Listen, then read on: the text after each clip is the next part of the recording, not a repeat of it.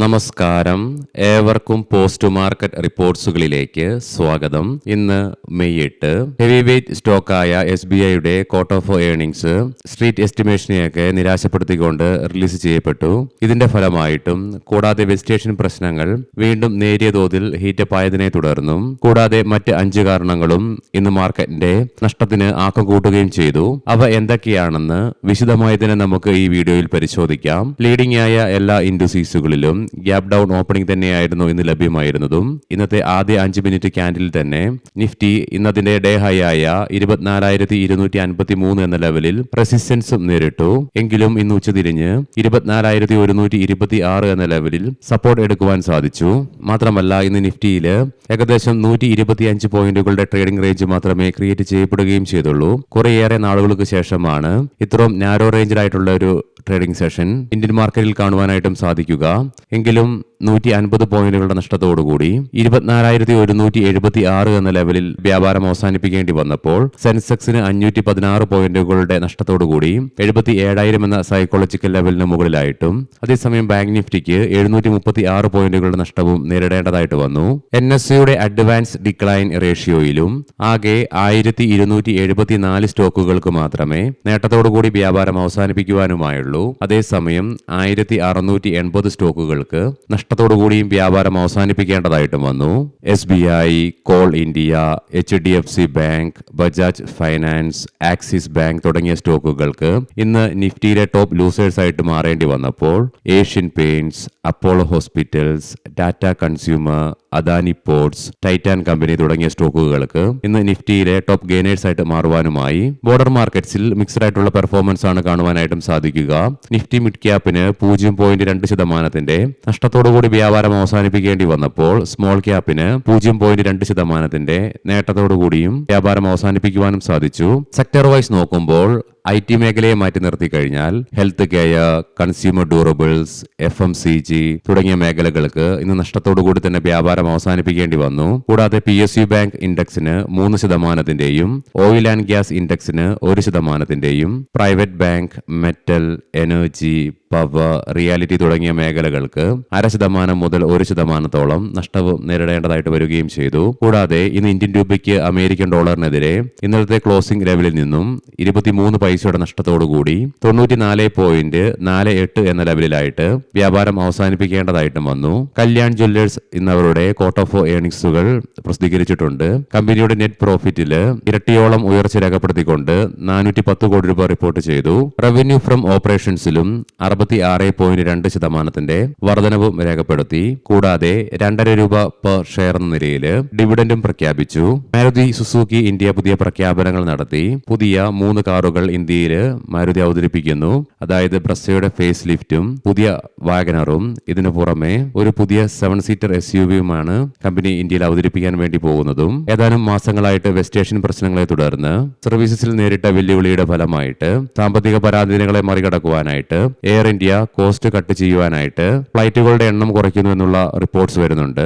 RBI ഇന്ന് release ചെയ്ത പുതിയ ഡാറ്റകൾ പ്രകാരം വളരെ കാലമായിട്ട് ആഭ്യന്തര വിപണിയിൽ മാത്രം ശ്രദ്ധ കേന്ദ്രീകരിച്ചിരുന്ന ഇന്ത്യൻ നിക്ഷേപകർ വിദേശ മാർക്കറ്റിലേക്ക് ശക്തമായി തന്നെ കടക്കാൻ തുടങ്ങിയിരിക്കുന്നു എന്നുള്ള റിപ്പോർട്ടാണ് വരുന്നത്. ഇതിലേക്ക് പ്രധാനമായും നയിച്ചത് രൂപയുടെ മൂല്യത്തിലുണ്ടായ റെക്കോർഡ് താഴ്ചയും കൂടാതെ വിദേശ ധനകാര്യ സ്ഥാപനങ്ങളുടെ ഭാഗത്ത് നിന്നും തുടർച്ചയായിട്ട് 1.5 വർഷക്കാലമായിട്ട് ഇന്ത്യൻ മാർക്കറ്റിൽ നടന്നുകൊണ്ടിരിക്കുന്ന സെല്ലിങ്ങിനെ തുടർന്ന് നിക്ഷേപകർ വൈവിധ്യവൽക്കരണം തേടി വിദേശ മാർക്കറ്റിലേക്ക് കടന്നുകൊണ്ട് ഈ വർഷം ഫെബ്രുവരി വരെ 11 മാസത്തെ കണക്ക് RBI പുറത്തുവിട്ടപ്പോൾ ഏകദേശം $2.2 ബില്യൺ ഇന്ത്യൻ നിക്ഷേപകർ വിദേശ സ്റ്റോക്കുകളിലും കടപ്പത്രങ്ങളിലും നിക്ഷേപിച്ചു കഴിഞ്ഞു. ഇത് കഴിഞ്ഞ വർഷത്തെ അപേക്ഷിച്ച് 60% വർധനവാണ് രേഖപ്പെടുത്തുകയും ചെയ്തത്. ഇനി നമുക്ക് ഇന്ന് നമ്മുടെ മാർക്കറ്റിനെ നഷ്ടത്തോടുകൂടി തന്നെ വ്യാപാരം അവസാനിപ്പിക്കുവാൻ ഇടയാക്കിയ ഘടകങ്ങൾ എന്തൊക്കെയാണെന്ന് വിശദമായി തന്നെ പരിശോധിക്കാം. ഇന്ന് ഇന്ത്യൻ മാർക്കറ്റിലെ ഹെവി വെയ്റ്റ് സ്റ്റോക്കായ SBI ബാങ്ക് അവരുടെ കോട്ട് ഓഫ് ഏർണിംഗ്സുകൾ പ്രസിദ്ധീകരിക്കുകയുണ്ടായി. മാർക്കറ്റ് എക്സ്പെക്ടേഷനെയൊക്കെ മിസ് ചെയ്തുകൊണ്ട് നെറ്റ് പ്രോഫിറ്റിൽ 5.6% ഉയർച്ച മാത്രമേ രേഖപ്പെടുത്തുകയും ചെയ്തുള്ളൂ. തൽഫലമായി ഇന്ന് സ്റ്റോക്കിൽ 7% ഇടിവ് ഇൻട്രാഡേ ബേസിസിൽ അനുഭവപ്പെടുകയും ചെയ്തു. ഹെവി വെയിറ്റ് സ്റ്റോക്ക് ആയതുകൊണ്ട് തന്നെ സ്റ്റോക്കിലുണ്ടായ ഇടിവാണ് ഇന്ന് ഉച്ചതിരിഞ്ഞ് നേരിയ തോതിലാണെങ്കിലും റിക്കവറി നടത്തിയ ഇന്ത്യൻ മാർക്കറ്റിന് വീണ്ടും നഷ്ടം വർദ്ധിപ്പിക്കുവാൻ ഇടയാക്കിയതും. ഇന്നലെ രാത്രി മുതൽ വെസ്റ്റ് ഏഷ്യൻ പ്രശ്നങ്ങൾ വീണ്ടും നേരിയ തോതിൽ എസ്കലേറ്റ് ചെയ്തതിനെ തുടർന്ന് ഇന്ന് രാവിലെ വീണ്ടും ബ്രെന്റ് ക്രൂഡിന്റെയും ക്രൂഡ് ഓയിലിന്റെ വിലയിൽ 2% ഉയർച്ച അനുഭവപ്പെടുന്നത് നമ്മൾ കണ്ടിരുന്നു. മാത്രമല്ല യുഎസും ഇറാനും പരസ്പരം ആക്രമണം നടത്തിയെങ്കിൽ കൂടിയിട്ടും, കൂടാതെ ഇറാന്റെ ഭാഗത്ത് നിന്നും യുഎസിന്റെ സഖ്യകക്ഷിയായ യുഎയിലെ അബുദാബിയുടെ മുകളിൽ ഇന്ന് രാവിലെ 6 മണിയോടുകൂടി ശക്തമായ മിസൈൽ ഡ്രോൺ ആക്രമണം നടത്തിയെന്നുള്ള റിപ്പോർട്ട്സും വന്നു. എങ്കിലും യുഎസ് പ്രസിഡന്റ് ട്രംപിന്റെ ഭാഗത്ത് നിന്നും സീസ് ഫയർ നിലനിൽക്കുന്നു എന്നുള്ള പ്രസ്താവന, അതുകൊണ്ട് തന്നെ യുഎസ് പ്രസിഡന്റിന്റെ സീസ് ഫയറുമായി ബന്ധപ്പെട്ടുള്ള ഊട്ടിയുറപ്പിക്കൽ കൊണ്ട് ഏകദേശം 1% ഇടിവ് എണ്ണയുടെ വിലയിൽ രാവിലത്തെ വെച്ച് നോക്കുമ്പോൾ രേഖപ്പെടുത്തിയെങ്കിൽ കൂടിയിട്ടും എണ്ണയുടെ വിലയിൽ ഇന്ന് രാവിലെ അനുഭവപ്പെട്ട ശക്തമായ ഉയർച്ചയും പിന്നീട് ഇടിവ് രേഖപ്പെടുത്തിയെങ്കിൽ കൂടിയിട്ടും 1% ഉയർച്ചയോടുകൂടി തന്നെയാണ് വ്യാപാരം തുടർന്നുകൊണ്ടിരിക്കുന്നതും. ഇന്ന് എണ്ണയുടെ വിലയിലുണ്ടായ ഉയർച്ചയും മാത്രമല്ല വെസ്റ്റ് ഏഷ്യൻ പ്രശ്നങ്ങൾ വീണ്ടും നേരിയ തോതിലാണെങ്കിലും രൂക്ഷമായതിനെ തുടർന്ന് ഇന്നലെ യുഎസ് മാർക്കറ്റിൽ S&P 500നും നാസ്ഡാക്കിനും നഷ്ടത്തോടുകൂടി വ്യാപാരം അവസാനിപ്പിക്കേണ്ടി വന്നു. കൂടാതെ ഇന്ന് യൂറോപ്യൻ ഏഷ്യൻ മാർക്കറ്റ്സിൽ അനുഭവപ്പെട്ട വീക്ക്നെസ്സിനെ തുടർന്ന് ഗ്ലോബൽ ക്യൂസ് വീക്കായിട്ട് മാറിയതും. ഇതിനു പുറമെ ഇന്നലെയും വിദേശ ധനകാര്യ സ്ഥാപനങ്ങൾ 340 കോടി രൂപയ്ക്കാണെങ്കിലും സെല്ലിംഗ് തുടർന്നതും ഇന്ത്യൻ രൂപയ്ക്ക് ഇന്ന് ഒരു ഘട്ടത്തിൽ 45 പൈസയുടെ നഷ്ടം US ഡോളറിനെതിരെ നേരിടേണ്ടി വന്നു. ക്ലോസിംഗ് ബേസിസിൽ 23 പൈസയുടെ നഷ്ടം മാത്രമേ നേരിടേണ്ടി വന്നുള്ളെങ്കിലും ഇതിനെല്ലാം പുറമെ നമ്മൾ മുൻപ് കണ്ട പോലെ തന്നെ യുഎസ് ഇറാൻ പ്രശ്നങ്ങൾ വീണ്ടും രൂക്ഷമായതിനെ തുടർന്ന് ജിയോ പൊളിറ്റിക്കൽ ആശങ്കകൾ വീണ്ടും മാർക്കറ്റിലും ലോകമാകമാനവും വർദ്ധിപ്പിക്കുവാൻ ഇടയാക്കി. ഇന്ന് ഇന്ത്യൻ മാർക്കറ്റിനെ മാത്രമല്ല ഗ്ലോബൽ മാർക്കറ്റിനെ ആകമാനം അൺസ്റ്റേബിൾ ആക്കുകയും ചെയ്തു. മാത്രമല്ല ഇനിയൊരു ലോങ് വീക്കെൻഡിലേക്കാണ് ഗ്ലോബൽ മാർക്കറ്റ് കടക്കാൻ വേണ്ടി പോകുന്നതും ഏകദേശം 2 ദിവസങ്ങളുടെ. അതുകൊണ്ട് തന്നെ നിക്ഷേപകരും ട്രേഡേഴ്സും പുലർത്തിയ ജാഗ്രതയും ഇന്ന് മാർക്കറ്റിനെ സാരമായ രീതിയിൽ തന്നെ ബാധിക്കുകയും ചെയ്തു. അതുകൊണ്ട് തന്നെ ഈ പറഞ്ഞ കാരണങ്ങൾ കൊണ്ടൊക്കെയാണ് ഇന്ന് നമ്മുടെ മാർക്കറ്റിന് മറ്റു മാർക്കറ്റുകളെ പോലെ തന്നെ നഷ്ടത്തോടുകൂടി തന്നെ വ്യാപാരം അവസാനിപ്പിക്കേണ്ടതായിട്ടും വന്നത്. ഇനി നമുക്ക് ഗ്ലോബൽ മാർക്കറ്റുകൾ പരിശോധിക്കാം. യുഎസിലെ ഡോ ജോൺസ് ഫ്യൂച്ചർ 0.5% അഥവാ 136 പോയിന്റുകളുടെ നേട്ടത്തിലാണ് നിലവിൽ വ്യാപാരം നടത്തിക്കൊണ്ടിരിക്കുന്നത്. അതേസമയം UK മാർക്കറ്റ് 0.5%യും ഫ്രാൻസ് ജർമ്മൻ മാർക്കറ്റുകൾ 1.25%-നടുത്തും നഷ്ടത്തിലാണ് വ്യാപാരം നടത്തിക്കൊണ്ടിരിക്കുന്നതും. ഏഷ്യൻ മാർക്കറ്റ്സിൽ ഇന്നാകെ കൊറിയൻ മാർക്കറ്റിന് മാത്രമേ ഫ്ലാറ്റ് ആയിട്ടാണെങ്കിലും പോസിറ്റീവ് സെന്റിമെന്റ്സോടുകൂടി വ്യാപാരം അവസാനിപ്പിക്കുവാനായുള്ളൂ. ബാക്കി ഇന്ത്യ ഉൾപ്പെടെ എല്ലാ മാർക്കറ്റുകൾക്കും 0.5% മുതൽ 3%-നടുത്ത് വരെ നഷ്ടത്തോടുകൂടി തന്നെ വ്യാപാരം അവസാനിപ്പിക്കേണ്ടതായിട്ടും വന്നു.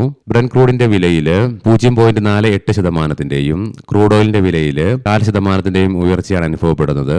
ബ്രെന്റ് ക്രൂഡിന്റെ വില $100.55 per ബാരൽ എന്ന നിലയിൽ വ്യാപാരം നടത്തിക്കൊണ്ടിരിക്കുമ്പോൾ ക്രൂഡ് ഓയിലിന്റെ വില $95.02 per ബാരൽ എന്ന നിലയിലായിട്ടാണ് വ്യാപാരം നടത്തിക്കൊണ്ടിരിക്കുന്നതും. ഗോൾഡിന്റെ വില $4718.06 per ഔൺസ് എന്ന നിലയിലായിട്ടാണ് ട്രേഡിംഗ് നടന്നുകൊണ്ടിരിക്കുന്നതും. ഇനി നമുക്ക് ഇന്നത്തെ പ്രധാനപ്പെട്ട സ്റ്റോക്കിംഗ് ന്യൂസുകൾ പരിശോധിക്കാം. മുൻകൂട്ടി ഓർമ്മിപ്പിച്ചുകൊള്ളട്ടെ, ഇത് ഒരു ബൈ ഓർ സെൽ റെക്കമെൻഡേഷൻ അല്ല. On EMI tech west Asian പ്രശ്നങ്ങൾ ആരംഭിച്ച് ഒരാഴ്ചയ്ക്ക് ശേഷം ഗ്ലോബൽ മാർക്കറ്റിൽ എന്ന പോലെ തന്നെ ഇന്ത്യൻ മാർക്കറ്റിലും IPOs ഒക്കെ ഒത്തിരിയേറെ മാറ്റിവെക്കപ്പെടുകയും ചെയ്തു. തൽഫലമായി നിലവിൽ 1 മാസത്തിലേറെ കാലമായി ഇന്ത്യൻ മാർക്കറ്റിൽ IPOസിന്റെ ആക്ടിവിറ്റി ഒന്നും കാര്യമായി നടക്കുന്നുമില്ല. എന്നാൽ ഇന്ന് ലിസ്റ്റ് ചെയ്യപ്പെട്ട സ്റ്റോക്കില് NSEയിലും BSEയിലും 12% പ്രീമിയത്തിന്റെ നേട്ടത്തോടുകൂടി ലിസ്റ്റ് ചെയ്യപ്പെടുവാനുമായി. മിഡിൽ ഈസ്റ്റ് യുദ്ധവുമായി ബന്ധപ്പെട്ടുകൊണ്ട് ചിലവുകൾ ഉയർന്നതിനെ തുടർന്ന് കമ്പനി അവരുടെ പ്രൊഡക്ട്സിന് വില വർദ്ധിപ്പിക്കുവാൻ പദ്ധതിയിടുന്നു എന്നുള്ള പ്രഖ്യാപനം നടത്തി. RailTel corporation of India artificial intelligence machine learning തട്ടിപ്പ് നിരീക്ഷണ പരിഹാരത്തിനായി ന്യൂ ഇന്ത്യ അഷുറൻസിൽ നിന്ന് 24.9 കോടി രൂപയുടെ ഡൊമസ്റ്റിക് ഓർഡർ കമ്പനിക്ക് ലഭിച്ചു. JSW steel qualified institutional placement വഴിയും മറ്റ് മാർഗങ്ങളിലൂടെയും ഫണ്ട് സമാഹരിക്കുന്നതിനുള്ള തീരുമാനമെടുക്കുവാൻ വേണ്ടിയിട്ട് മെയ് 14-ന് കമ്പനിയുടെ ബോർഡ് യോഗം ചേരും. ലുപ്പിൻ Q4 റിസൾട്ട് കമ്പനി പ്രഖ്യാപിച്ചു. നെറ്റ് സെയിൽസിൽ 31.89% ഉയർച്ച രേഖപ്പെടുത്തിക്കൊണ്ട് 7474 കോടി രൂപ റിപ്പോർട്ട് ചെയ്തു. അതേസമയം നെറ്റ് പ്രോഫിറ്റിൽ 89.04%-ന്റെയും വർധനവും രേഖപ്പെടുത്തി. Goa carbon stand alone net സെയിൽസിൽ 52.14%, നെറ്റ് പ്രോഫിറ്റിൽ 168.71% വർധനവും രേഖപ്പെടുത്തി. റംസൺസ് ഇൻഡസ്ട്രീസ് ആസ്ട്ര മോട്ടോഴ്സിന്റെ 35.86% ഓഹരികൾ 10 കോടി രൂപയ്ക്ക് കമ്പനി വിൽക്കുന്നു എന്നുള്ള റിപ്പോർട്ട്സ് വരുന്നുണ്ട്. കൂടാതെ കമ്പനിയുടെ അനുബന്ധ സ്ഥാപനമായ റാംസൺസ് എയ്ടെക് കമ്പനിയുടെ 49% ശേഷിക്കുന്ന ഓഹരികൾ കമ്പനി ഏറ്റെടുക്കുന്നു എന്നുള്ള റിപ്പോർട്ട്സും വരുന്നുണ്ട്. ടൈറ്റാൻ ക്വാർട്ടർ 4 റിസൾട്ടില് നെറ്റ് പ്രോഫിറ്റിൽ 35% ഉയർച്ച രേഖപ്പെടുത്തിക്കൊണ്ട് 1176 കോടി രൂപ റിപ്പോർട്ട് ചെയ്തപ്പോൾ 15 രൂപ പെർ ഷെയർ എന്ന നിലയിൽ ഡിവിഡൻഡും പ്രഖ്യാപിച്ചു. SBI നേരത്തെ നമ്മൾ കണ്ടിരുന്നു, നെറ്റ് പ്രോഫിറ്റിൽ 6% ഉയർച്ച രേഖപ്പെടുത്തി.